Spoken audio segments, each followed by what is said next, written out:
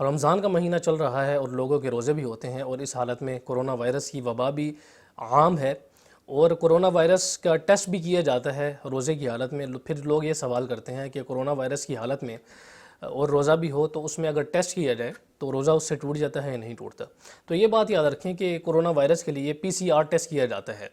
اور PCR test جو corona virus کے لیے کیا جاتا ہے اس میں جو سیمپل لیے جاتے ہیں وہ ناک کے ذریعے لیے جاتے ہیں یا منہ کے ذریعے لیے جاتے ہیں۔ تو جو ناک کے ذریعے سیمپل لیا جاتا ہے اس میں کوئی چیز اندر تک داخل نہیں کی جاتی کہ وہ حلق تک پہنچ جائے، اور اسی طرح جو منہ کے ذریعے سیمپل لیا جاتا ہے اس میں بھی کوئی چیز ایسی داخل نہیں کی جاتی اندر تک کہ وہ حلق تک پہنچ جائے، تو اس سے روزہ نہیں ٹوٹتا۔ اور اگر کوئی چیز ایسی داخل کر دی جائے جو حلق کے اندر تک جائے سیمپل لینے کے لیے، اور اگر وہ چیز خشک ہو تو اس سے روزہ نہیں ٹوٹے گا، اور اگر وہ چیز تر ہو تو اس سے روزہ ٹوٹ جائے گا۔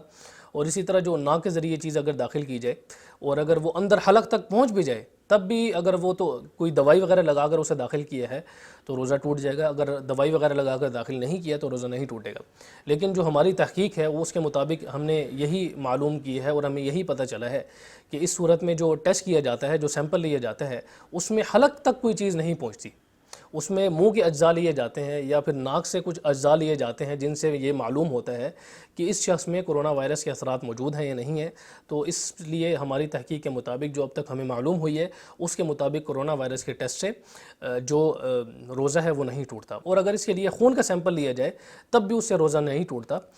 ہم نے اپنے ایک لیکچر میں یہ چیز بیان کی ہے کہ خون نکل جائے یا خون نکلوایا جائے، ٹیسٹ وغیرہ کروایا جائے خون کا،